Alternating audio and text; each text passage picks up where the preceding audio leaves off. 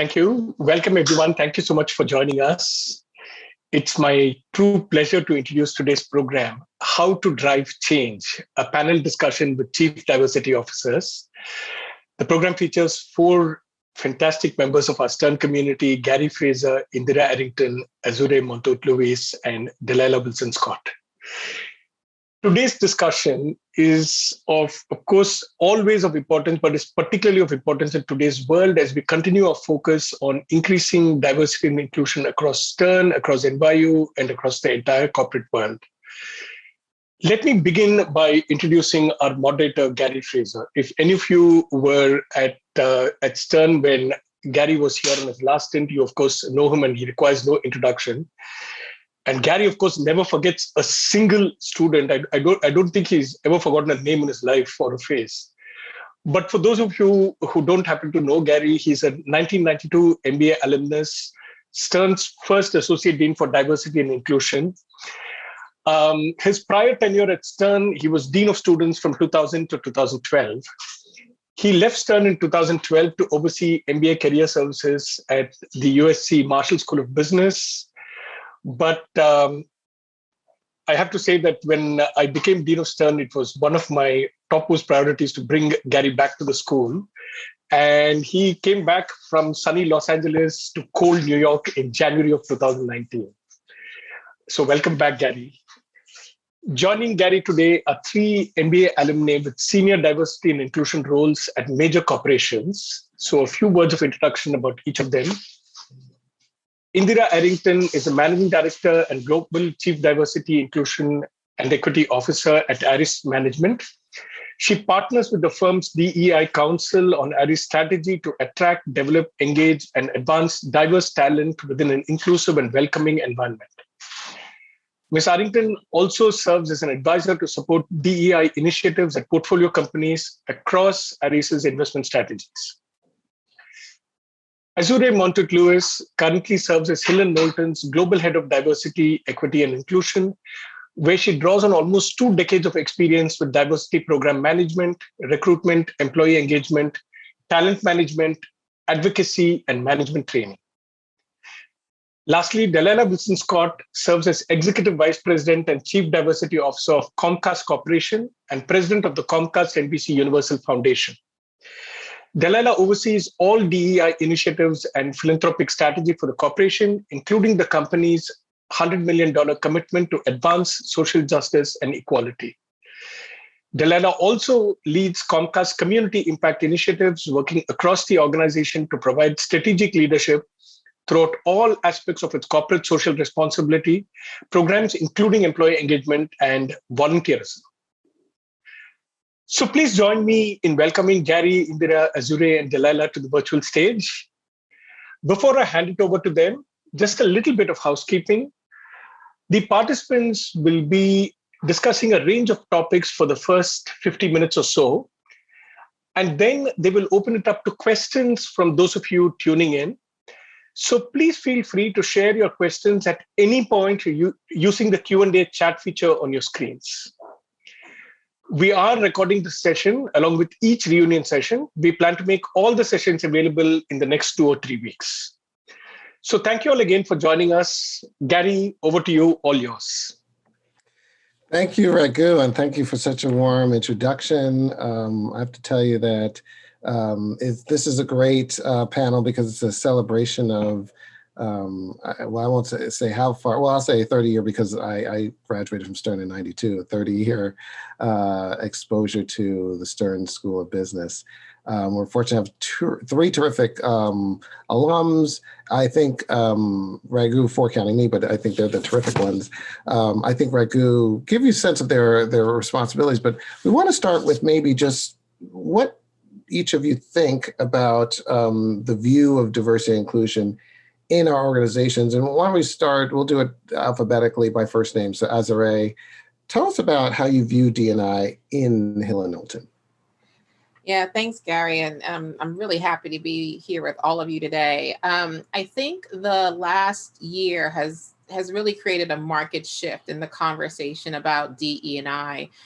Many organizations, and including ours, have doubled down on their commitments to DE&I, particularly given the social unrest and also the disparate impacts that the COVID-19 pandemic has had just on the world. And so this year, in the past year, what we saw was a global response to the impacts and the injustices that we were witnessing around the world. Most recently, I have many of my colleagues talking to us about supporting our Asian colleagues as well as they deal with the threat of violence and harassment that has come out of also the pandemic. So I think there's been a significant shift from around DE&I, particularly in what we've experienced the last year. And I think the evolution of focusing on diversity to diversity and inclusion to now diversity, equity, and inclusion, and now talking about belonging,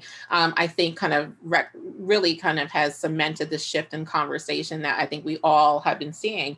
Specifically with my organization, I think DE&I is something that was consistently discussed and talked about, particularly amongst the leadership and our employees.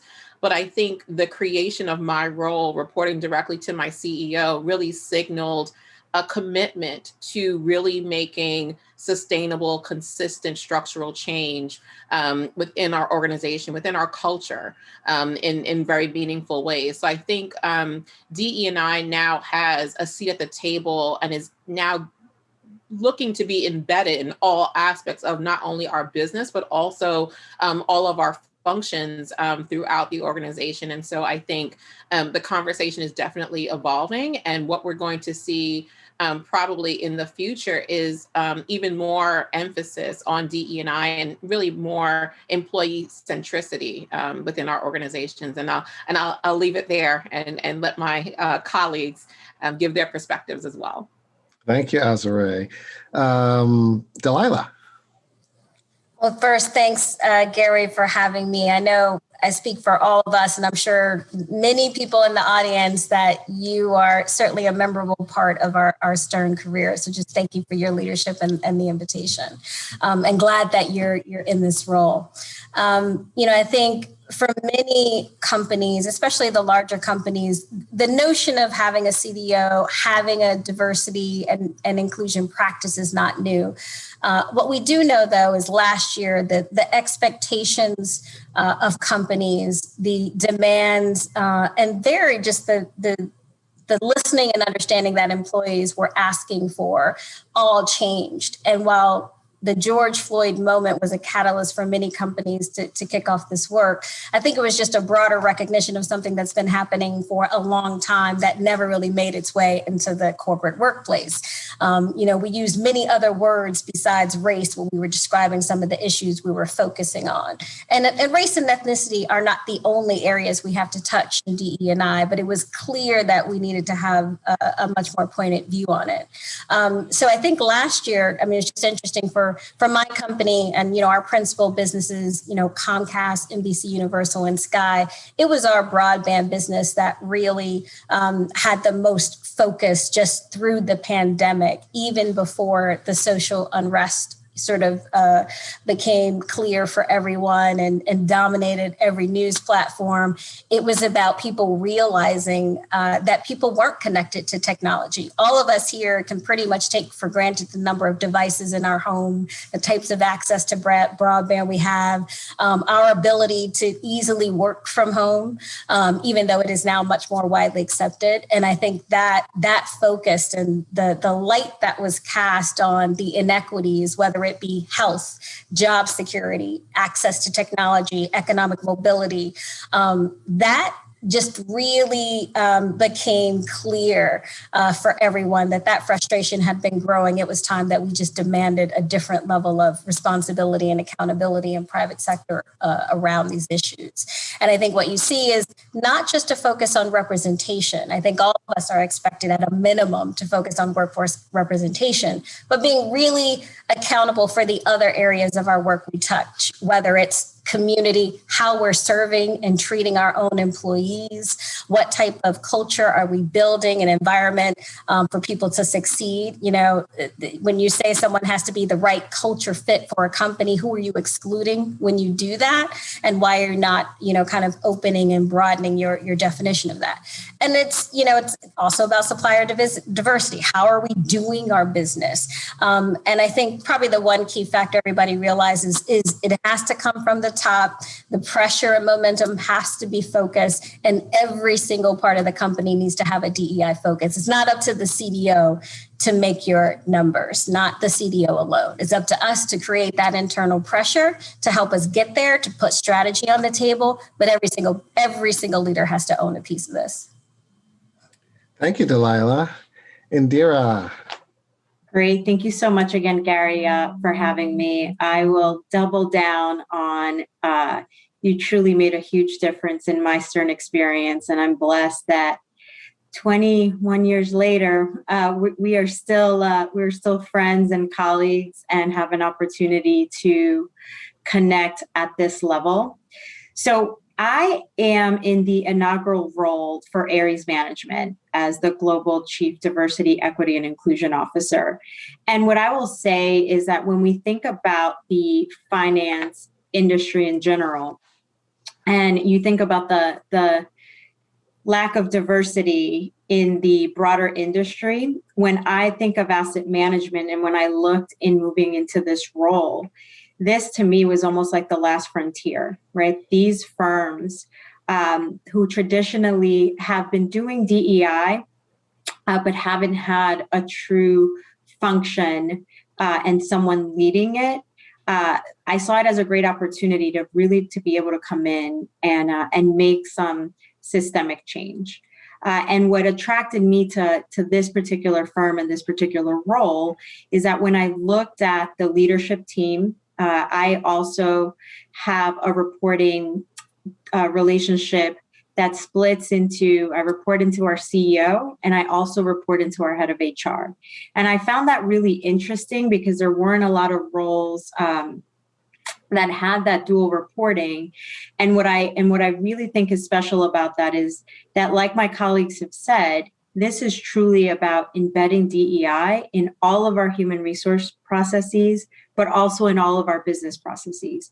So to have the opportunity to have a seat at the table of both is extremely essential for me from a success perspective. Because where the two biggest impacts that I can make, they're skin in the game, because I report to both of them. So this is our joint responsibility in creating the strategy and driving the accountability. And for me, when I looked at Aries, all of the building blocks had sort of been in place. We had a diversity council. We had, 6 ERGs that formed from a grassroots efforts. Our CEO is amazing in truly understanding the value of diversity, equity, and inclusion and being able to speak to it and making it one of, for him, the core things that from a legacy perspective, he wants to be able to make improvements on. So it was a perfect opportunity for me to join at a time where I could actually come and take all of these building blocks and create a solid foundation for us to be able to make systemic change and operationalize our DEI framework in a way that would literally be part of the way we do business. So where we've landed in our framework is we have a framework that focuses on 3 pillars. It's our people and culture.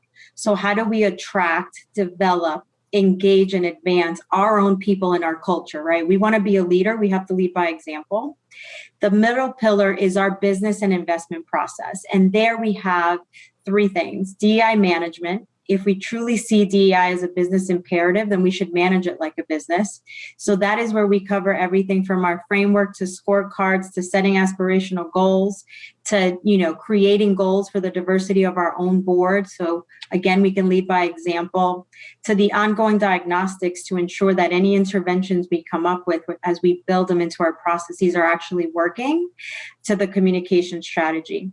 The middle piece of this is our investment platform. We are in a unique position as an asset manager to touch about 2,800 companies. And one of our goals is to ensure that wherever we have influence, we're also driving DEI. And an example of that would be, we have actually taken our portfolio companies from a PE perspective on a journey with us in the past couple of months, where we've gone together through a diagnostic of both a pipeline assessment and an inclusion score with a consultant to determine current states and build out diversity business plans for the next 3 years, not just for us, but for our portfolio companies, so we could walk the path together, because this is a journey. And if we wait till Aries gets it right, we would have lost the opportunity to impact change in some of the companies that we touch. And back to, as Dalila mentioned, supplier diversity, I think, is a huge area for us, because one of our core values is entrepreneurship. So how best to drive entrepreneurship and to ensure from an equity perspective that we are putting in place a best-in-class supplier diversity program. And that's one of our goals that we're moving forward with. And then the final piece is, as we expand out from within Aries, is how are we impacting change in our communities? Everything through our industry partnerships, being able to share best practices, being members of ILPA. We are in the inaugural class, back to equity, of the MLT Black Equity at Work, which will give us 3 years to make an impact specifically on Black equity. It's our corporate partnerships. How do we ensure that we're supporting organizations that support diverse talent? And then finally, how do we amplify everything through our philanthropic efforts, through our matching, through our donating, and through our volunteering?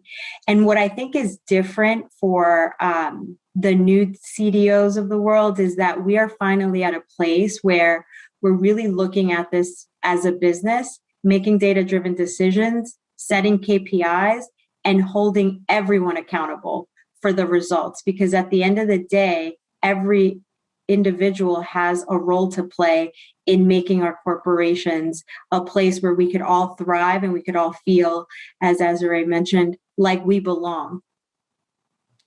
Thank you, Indhira, and thank you everyone for answering that question. You know, my takeaways is that, you know, this space, diversity, inclusion, belonging, equity it's a team sport that everyone needs to play. You know, it needs to be connected to the C-suite, and it also needs to be measurable. A lot of times people think that it's, you know, qualitative, when it really ultimately has to be quantitative, so you can track progress and make decisions that way.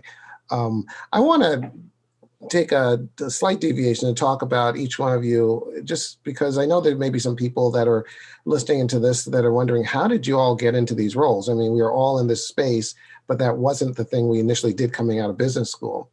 So Indhira, why don't you start with how you navigated into this space? Yeah, thank you, Gary. And yes, measurement is key. You know, as we always say, what gets measured gets done. So it's definitely a key part of ensuring that we're driving towards real sustainable change. I got into this space by selling myself as the person who had lived it and could come up with some great recommendations for the business to make it better for those that come after me. I spent the first 12 years of my career in the business. My last line role, I was an equity derivative sales trader at Morgan Stanley. And in my first DEI role, I led diversity and inclusion for global banking and markets at Bank of America. By being able to say, I understand what it feels like to be the only, right? I'm a Dominican immigrant. I was the only Dominican female at every firm that I worked through to that point in my career. And to this point in my career, and you know, we're along almost 20 plus years in, right? So being able to articulate that level of understanding was critical. But also, I had always done diversity as my second job. I am an Inroads alum. I am a consortium alum, TWIGO. So I know that I stand on the shoulders of organizations that sponsored me and of individuals that sponsored me into the rooms that I was able to walk in, that without those organizations, I would not be here today. So as you know, Gary, I was very adamant about in any space that I could make a difference and open the door for someone behind me, including at Stern, interviewing for diverse talent to join our MBA program. I was there, and having been in a primarily male white environment, when somebody needed to go to National Black, I went. When we needed to send someone to participate on a panel on Catalyst, I went. Every organization that I could support from a DEI perspective, and every opportunity I had to do the work in a capacity outside of my day job, I took that opportunity. And that really allowed me to really sell that this is where my soul fulfilling work was, and make that transition. That being said, after 3 years in DEI, I also went and became a Cornell certified diversity advanced practitioner while working full time. It took me a couple of years, but I think having that combination of having the passion, having shown the interest in the work and doing it within your day job, being able to find some sponsorship into that first transition, and then truly upskilling yourself in the function, because it is a true function, is what has allowed me to get to the point where I get to sit in this role today. Great, thank you. Dalila? You know, it's interesting because I think as Black executives, as women of color, whether you're in a DEI title or not, you're always playing some or expected to play some diversity role. I think we all know that well.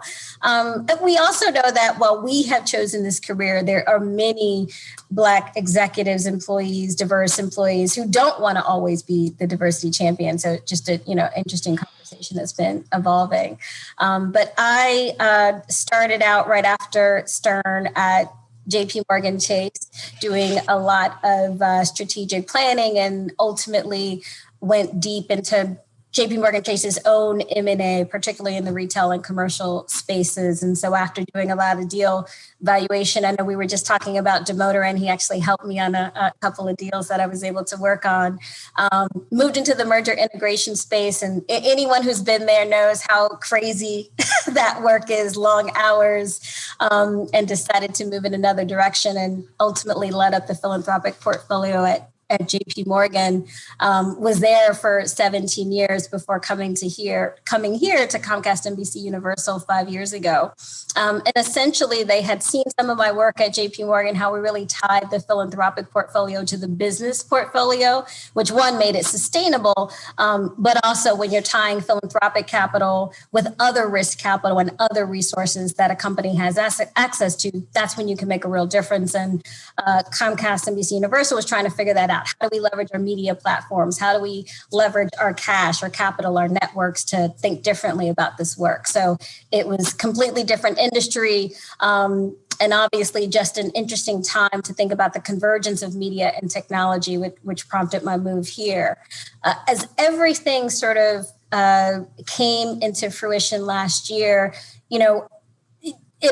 there was just a natural convergence with a lot of the DEI work. I was asked to put together a strategy to say, hey, what more can we do? We have a strong DEI record. We know it's not enough.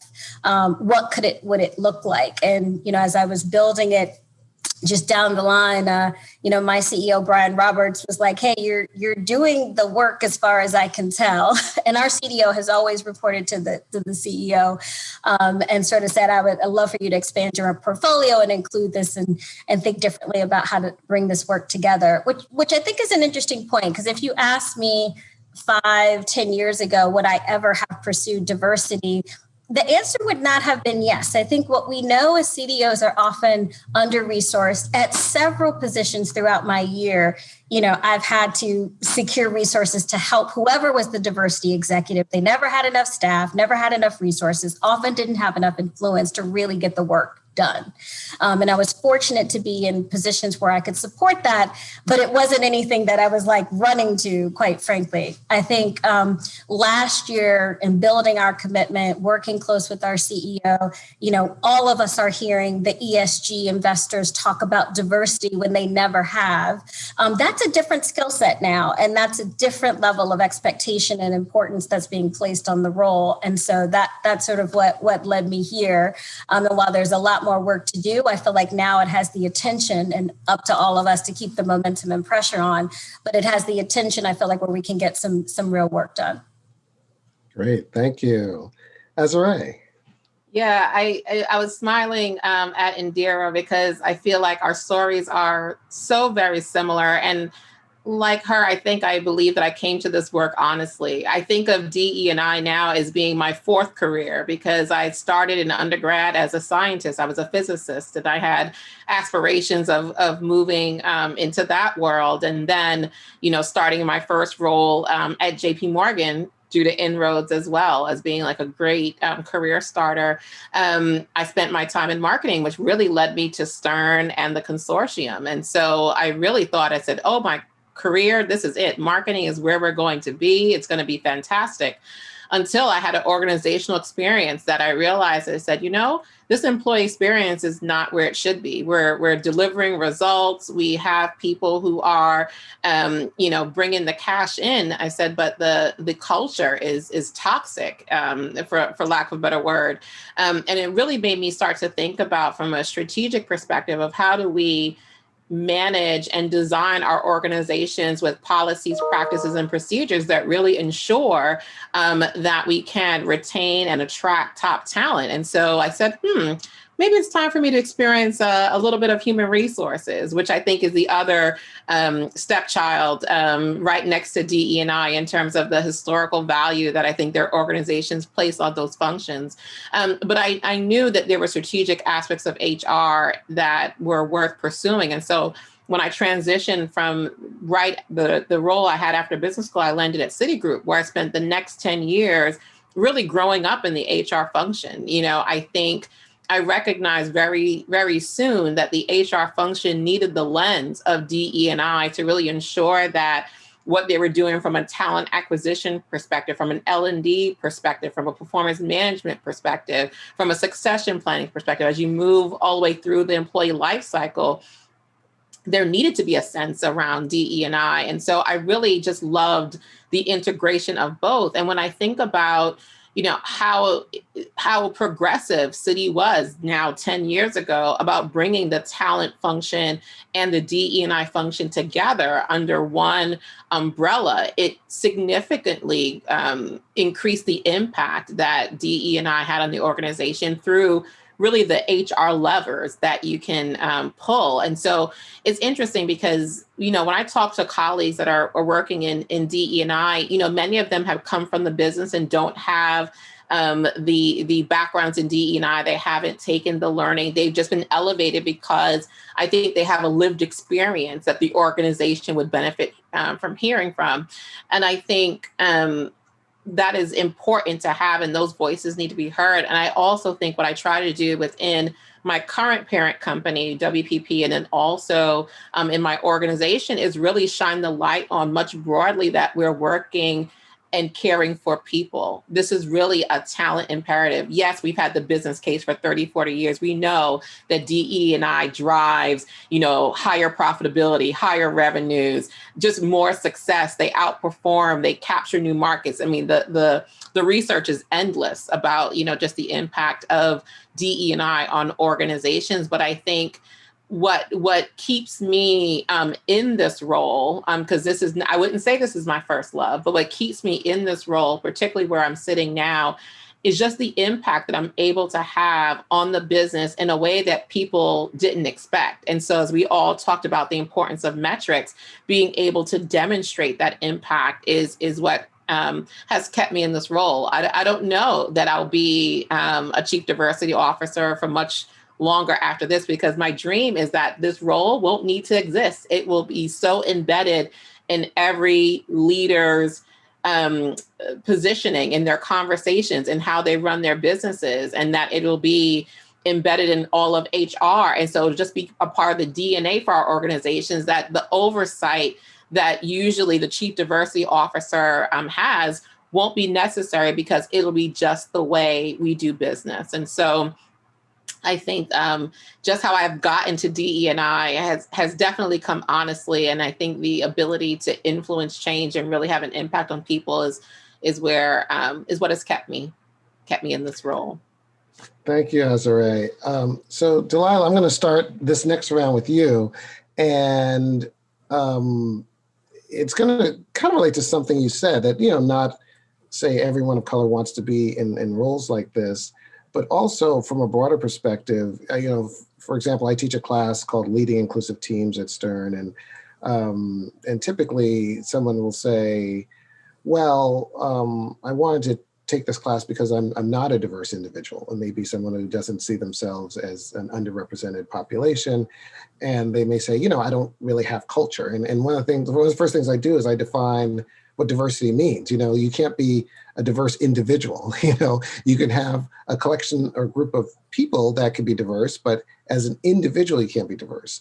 And so I say this because the question really is centered around, how does someone make this D&I effort broad-based within an organization? How do people understand that everyone is part of this team that plays a role in this, as opposed to, D&I is for people that are maybe underrepresented, versus it really is everyone needs to be engaged in these activities? I do think that lens is starting to change. I mean, and I know you've seen it just in how leadership curriculum is changing at B schools. I mean, if I look at the leadership curriculum I took, as a 99 grad, it's very different than what Stern is teaching today.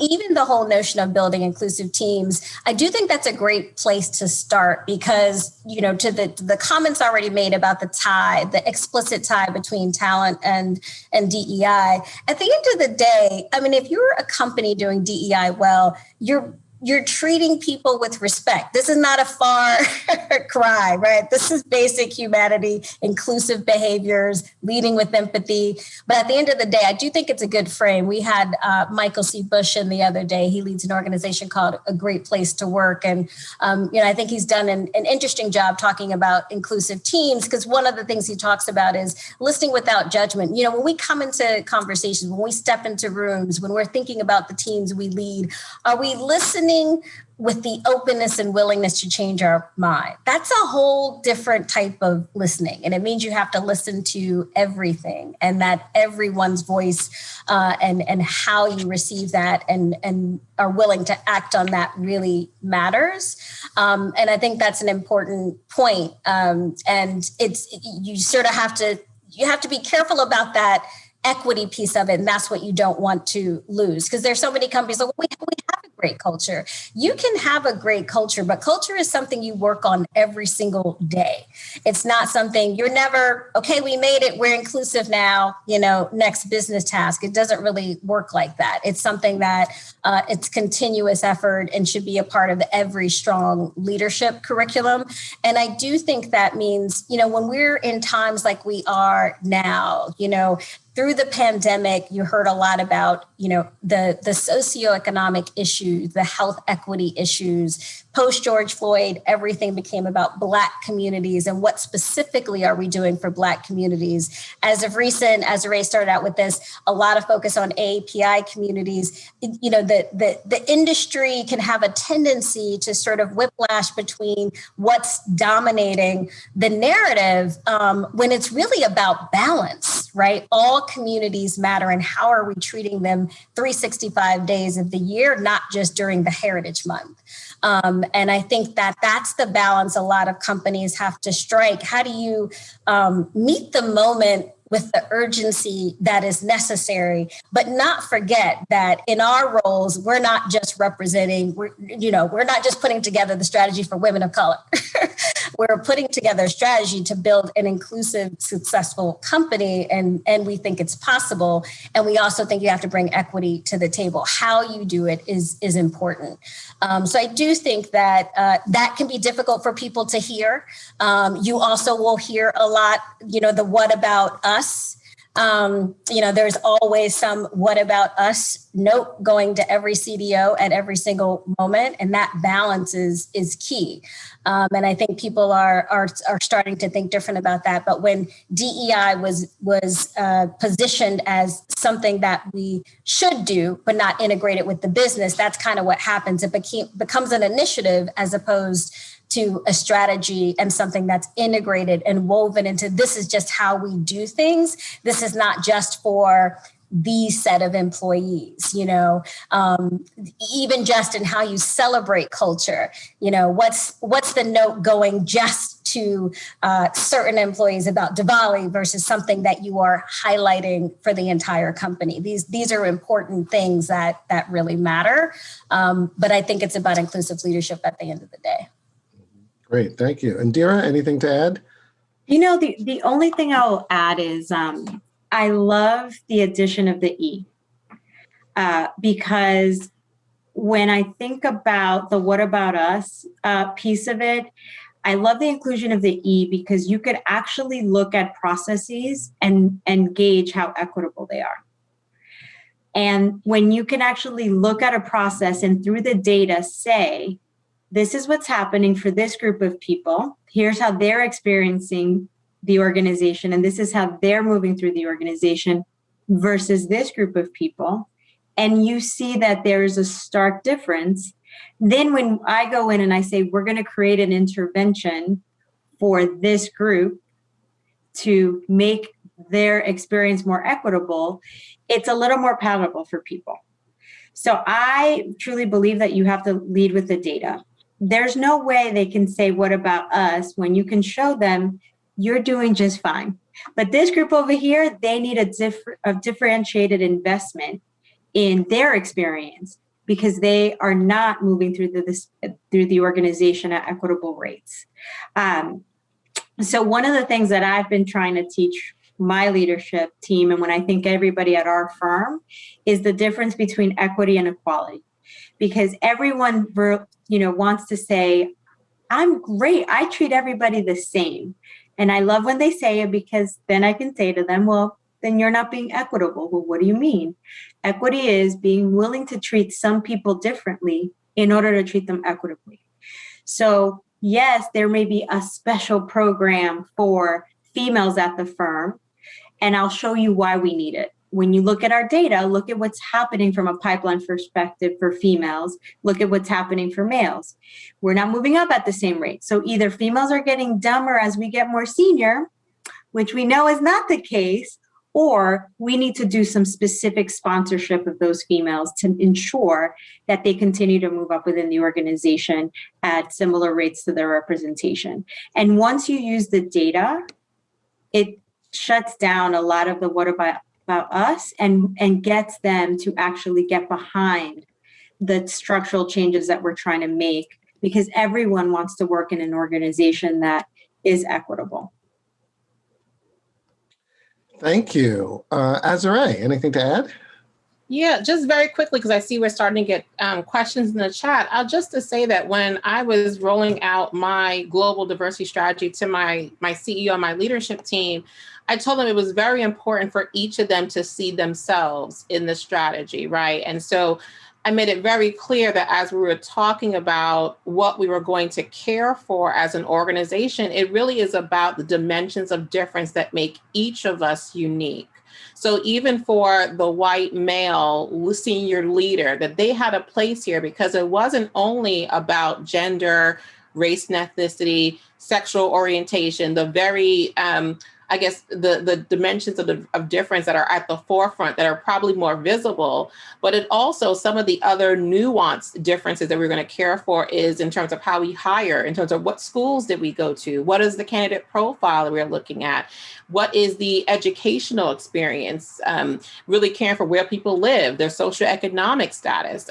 There are a lot of dimensions of difference within that. And then what they realize is that as they reflected on their own identities, they recognize that what this strategy was aiming to address was parts of them that they weren't even thinking about how they could be treated differently or not equitably, to use Indhira's point, in the organization. And it was a real aha for them that they could see themselves in these other dimensions of difference, that when we're saying that we want diversity, this is what diversity looks like. It's not only what tends to be talked about most often in the organization. So I think particularly what Dalila was saying about inclusion, I think is where most people immediately understand, because we've all been in experiences where we've been insiders or outsiders. And then people really can understand what it feels like to not be included.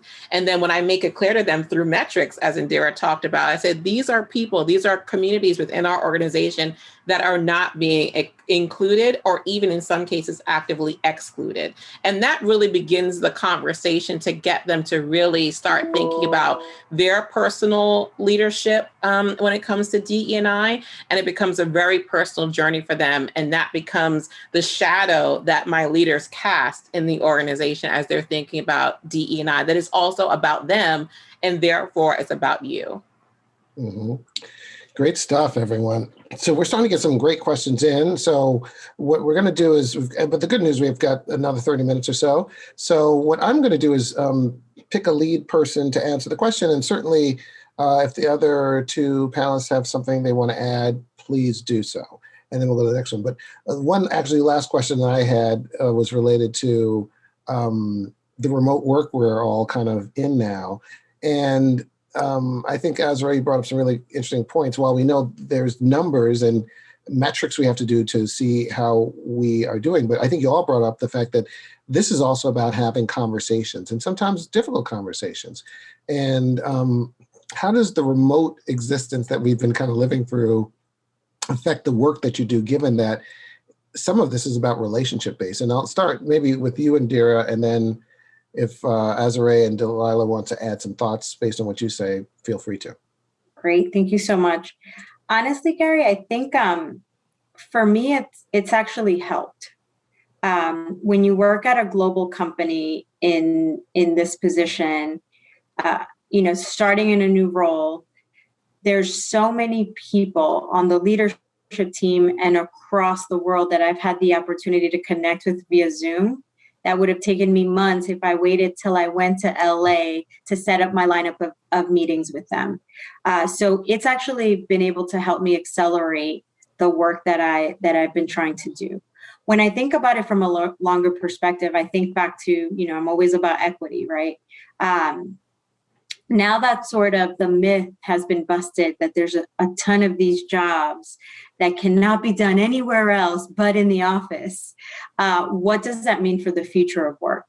And what does that mean from an equity standpoint, right? Because if you work in an industry that is primarily managed through FaceTime versus managing people through results, what does that mean for example, somebody like me that has 2 kids and a dog, right? And which part of the business am I going to be able to stay in, and which part of the business is just not built for working moms, right?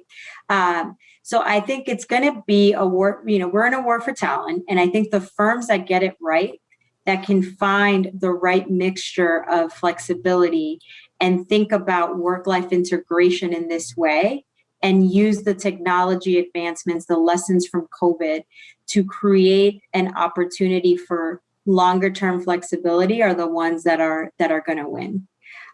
So I do believe there's work that you need to do together in a room, and I believe there's other work that you can do from wherever you are, and it's really coming up with that fine balance that will allow us to continue to engage our employees. We just did an engagement survey, and over 90% of our team members feel that they are working from a capacity perspective, that they're being more than effective. They're doing awesome. But at the same time, 50% of them are having trouble with work-life balance because of the inability to get off of Zoom at the end of the day, the way that you would leave your office.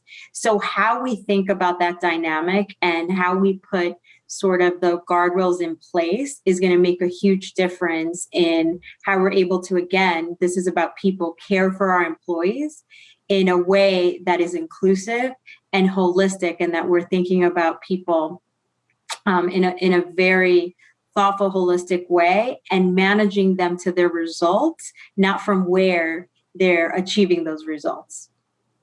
Great, thank you. Dalila, Azurée, anything you want to add? You know, I would just say it's kind of interesting depending on what type of company and the broad range of roles you have and how you think about remote work, and also what the culture was like before.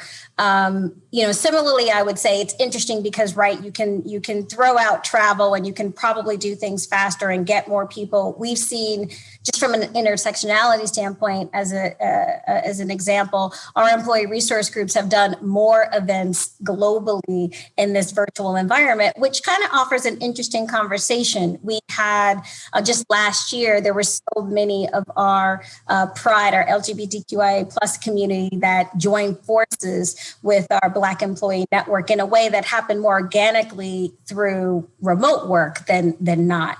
But for our business, it was interesting in terms of what was happening, right? We had film and TV production shut down instantly, theme parks shut down instantly.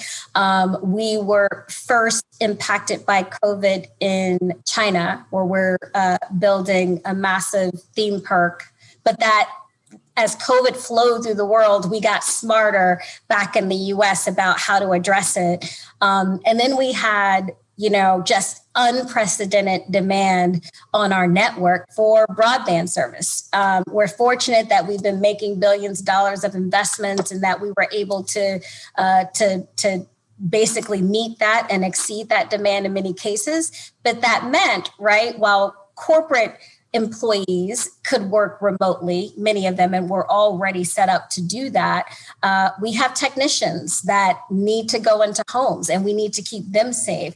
We had call center employees that we had to quickly sort of migrate their setup so they could work remotely. In fact, spent close to $500 million last year making sure that we could keep employees employed, even though our productions were completely shut down in areas of the company that we didn't know when and if they would come back, and if we could do it in a safe way for our employees, our customers, and still do what we need to do as a business. So having all of the internal and external factors at play was certainly what we've been thinking about. And now as there's light at the end of the tunnel, thinking about how we leverage our platforms to talk about vaccinations, what that looks like in certain communities, especially given where we know that there's less likelihood for people to take it. That's that equity, topic coming into view front and center for people. Even just the notion of employees, that operate in duality, and now you're in my home in a way, right? And we know people differently. I know Indhira has a dog now, right? And I didn't before. And so that gives me some connectivity with her, but it also makes it uncomfortable for others who have really put a hard, a line in terms of their personal lives and their work lives. And so I think there are lots of positives, but as we know, there were permanent jobs that were lost, permanent losses. There was an acceleration of what we've all been hearing about in terms of automation. That type of acceleration, while we all knew it was coming and it wasn't that far off, that's disproportionately affecting Black and Brown communities. And so what can we, how do we accelerate how we're treating our own employees and thinking about our own employees as the workplace changes and the scope of our work changes, but also how do we think about our communities in that work? So there's just so many different elements that's impacting people, and not just here in the U.S. Just the global nature and the scale of what has happened in the past year, I think, has a very different impact on all of us. Thank you. Go ahead, Azurée. Yeah, I was going to say I completely agree with you, Dalila. And the only other I can't add on to anything that you and Indhira said, except to give an additional perspective in that as much as remote work has really leveled the playing field, again, especially in industries and companies that are very traditional with that emphasis on FaceTime, like Indhira mentioned, I think it definitely has leveled that playing field. And now people, because you didn't have those other criteria that you could use to make decisions about people, but now you're driven to look at the work, not how often someone came into your office, not how someone raised their hand or did something, the conversation in the break room, it was very different. So a lot of those things were stripped away. But I will tell you, the conversation I'm having currently with my company is actually broader than just remote work. I'm talking to them specifically about how do we help our employees to work flexibly. That same integration that both Indhira and Dalila talked about is something that companies are thinking about, because it's not only where you are working, but it's also how and when. So I think another impact of what we've experienced around the world is the changing of what a 9 to 5 really looks like, and how do we flexibly think about the other flavors of flexible working, like whether it's an additional start and stop time that allows people to work out, take walks, drop their kids to school, whatever it is, and then they start work at a later time, and then, their day shifts. Or when you think about job sharing. So now with the gig economy coming up, and now the rise of more consultants and people leveraging part-time work because they have a lot of different fingers in the pot. Like, how do we set up our business model to be able to capture that talent that's looking for a different relationship with their employer? And then you think about the compressed work week. Like myself, I'm personally a very big advocate. I want to do my 40 or 60 hours a week in 4 days and have an extra third day for the weekend. And I think if that works for me and my schedule, like, how does my organization really support that? So I think this experience that we've gone through has opened the door for us to rethink about our employer-employee relationships, and really, how do we ensure that we are meeting the needs in a much more flexible way for our employees to be able to integrate both their personal and career lives, to Dalila's point, in a way that makes sense for them, respecting those hard lines between personal and work. Mm-hmm. Great. Thank you. Thank you, everyone. So a couple of good questions that I'm going to kind of merge a little, and I'll offer some of my thoughts on it, is all your firms have a global footprint. And I think all of you kind of spoke to that to a certain degree. How do you take definition of diversity inclusion that sometimes is very, US or American bound globally? For example, at NYU Stern, we talk about a series of social identities. We talk about everything from gender identity to nationality to race, ethnicity, but also body size and type, socioeconomic status. We talk about religious beliefs. We talk about all these different ways that people might identify as individuals. But we are creating an expectation that our course content, and this is related to Dalila noted that we have an expectation, we haven't fully gotten there, the expectation that our course content is at least 20%, term people are using now, Black, Indigenous, people of color, at least 30% is outside the United States, so global, and at least 40% is non-male, not necessarily women, but non-male, because we know that our audience represents these different dimensions of identity. But how do you apply the things we're talking about on kind of a global scale? And maybe Azurée, you can start. Sure. I was nodding my head because, fun fact, when I was interviewing for the role I'm sitting in now, I had senior leaders say to me that the first question they asked me was, how would I talk about DE&I around the world? Because the perception of many people, particularly outside of not only the US, but also the Western Anglo-Saxon countries, that there's a perception that we are very US centric and don't have a global mindset around the world. And that they also just felt that I would come in and drive the conversation to a very American, UK sense of ideals. And they were very clear with me in my interview that they did not want an American sitting in this role for that exact reason. But I think what I shared with them is that I said, I'm not going to tell you wherever we are talking about around the world, I'm not going to tell you what dimensions of difference that you need to highlight and focus. Your employees are going to tell you. Your employees are going to be very vocal about the experiences that they're having, how they're being treated. Who do they not see in the room with them and in the organization and on their teams? And most importantly, where they start to pay attention is the gaps that we have because these people are missing, so that we cannot serve our clients in the best ways possible because we're missing these dimensions of diversity. And so the other piece that I also share with them is that no matter where you are in the world, it doesn't matter. There is a mainstream profile perspective community. I said, no matter where you are, there are people that live within your society that are not at the table, that are not included, that are excluded, that you have put rules in place to support them, whether it be the people that are experiencing lower socioeconomic opportunities, whether there are certain religious minorities that are being persecuted, whether it is illegal to be LGBTQIA+ in this country. I said, no matter where you are in the world, there is a community that is fighting to be treated, excuse my laptop, that is fighting to be treated in an equitable way.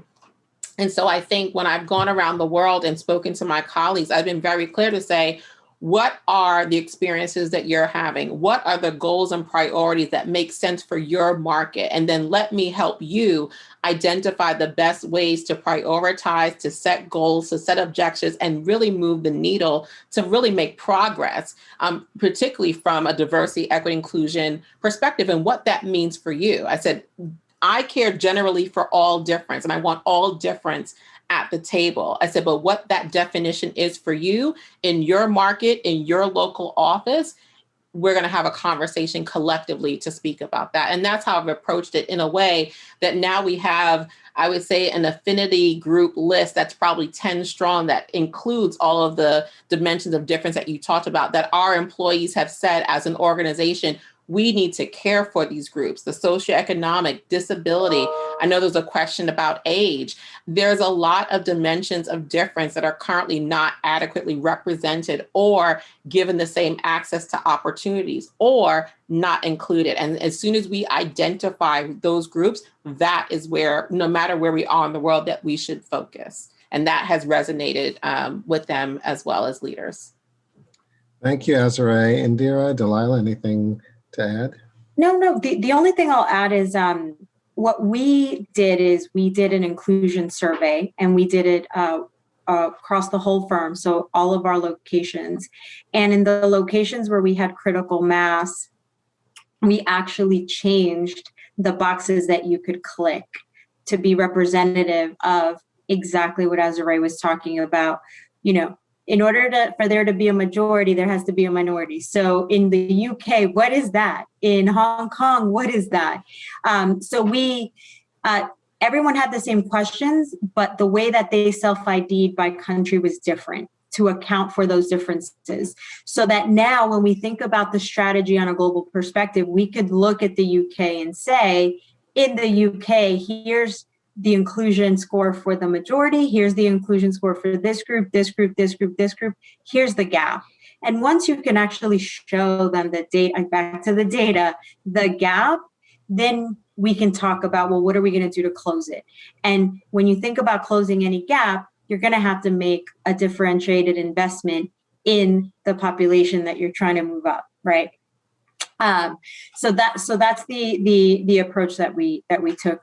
You have to still have an overall arching framework and strategy. We are still going to focus on people and culture across the world. We're still going to focus on business and investment properties across investment process across the world. We're still going to focus on our communities because we touch communities across the world, but the individual strategies will have to be adapted to the needs of that location. Great, thank you. Go ahead, Dalila.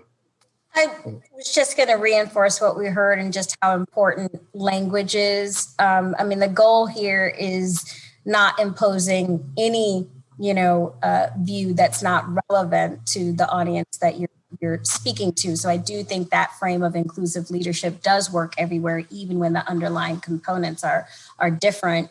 And just like you mentioned how BIPOC is used more heavily here in the US, and it's still not widely accepted, but people are more familiar with the term. That's not what is used in other parts of the world. And, people will use BAME and I think it's important to note that and know the culture behind that. And also in some countries, talking about diversity, equity, inclusion in the workplace is not necessarily commonplace. So I think there's so many different aspects of what we're talking about, far beyond race and ethnicity, that you have to take into context when you're operating globally. I mean, most of what we focused on here today has been domestic, but yes, it can look and land very differently when you move around the world.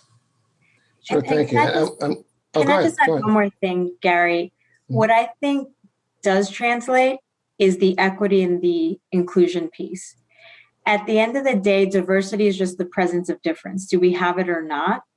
But if we do not have an inclusive culture within the firm, regardless of what location, what country we're in, we can't harness the value of that diversity. So inclusion is going to be included everywhere, regardless who we're including, right? Who's the diversity piece may change. But from an equity perspective, when you cut the data by groups, you will see who needs the support and who needs the differentiated investment. That's a great lead into my our final question, because our time is quickly winding down. A question about the whole concept of intersectionality. So for those in the audience that may not know that term, it's really a combination of multiple social identities, particularly ones that may be underrepresented or not in the dominant group. And so particularly the question was about the risk of ageism and the intersectionality of maybe age and race, and gender identity. How do you deal with or approach intersectionality? And I'll start with you, Dalila. Sure. I mean, one, I think we know that there's been a tendency, I think, in many diversity functions to try to serve segments in a much more siloed way, when most people don't just fall into one segment. I think the women is the classic example in that there are many firms, when you show data, they've actually made some significant progress as it relates to representation when it comes to women. Where you often see a pretty sharp decline is when you look at women of color. And then if you disaggregate that even further, you're seeing something different. And I think disaggregating data is important to intersectionality. It may seem counterintuitive, but it does. Disaggregating, kind of looking at different slices of data, help you understand where the issue is. And to Indhira's earlier point, which intervention do you need to put in place? Because people can think they're doing well when you aggregate people of color, when you aggregate, these different types of data, just because that's what the industry has been used to. I think what we hear from employees, and I think it's particularly true of the millennial generation, but I do think it evolves. People want to be recognized for their total difference or not recognized. It's kind of interesting. I think what we see is happening, but they don't want to be put into one box or feel like being a part of this group immediately translates into these 10 traits. And I think, in the past, it may have felt like that. And there's so many people who just don't feel seen right now. We know one of the largest groups and the largest growing groups are people with disabilities. Yet many employees might be reluctant to disclose that, especially if it's not a visible disability, because they don't feel like they'll be treated the same. And while remote work offers more opportunity for some in some of those roles, we know that the PWD community doesn't get the same light. And then if you're a PWD and have another diverse quality or belong to one of the other communities, you can often feel missed. So I think the industry is still evolving in how we serve the various intersectionalities. So it's certainly more of a discussion point, But I wouldn't say, there's one place where, here are the best practices in the space. It's complicated.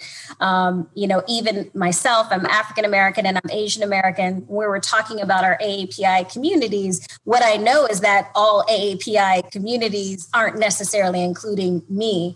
And so it's just interesting in how these things show up, but, a reflection of our multicultural dynamic. Thank you, Dalila. Azurée and Indhira, anything to add? The only thing I was going to say is that I was going to completely agree with Dalila, because I think the people who have disabilities, I think is going to get a lot more attention, because I think the pandemic has given many people mental health concerns. Maybe they're suffering from depression. Maybe they're suffering from anxiety.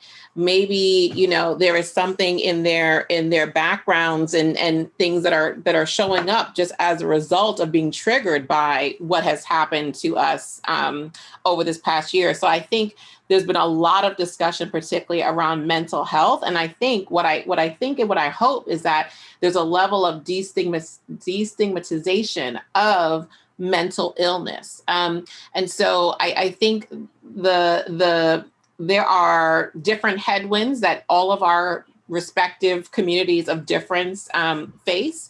But I think when you start layering different dimensions of difference, you start to see typically an exacerbated or worsening experience when you start piling on that I am a Black woman who's a part of the LGBT community, that I have maybe a non-visible disability, and I come from a poor socioeconomic status. Just think about, as you layer each one of those concerns, wherever you are in the world, they start to layer themselves upon each other. So I think the question about how intersectionality shows up is a good one.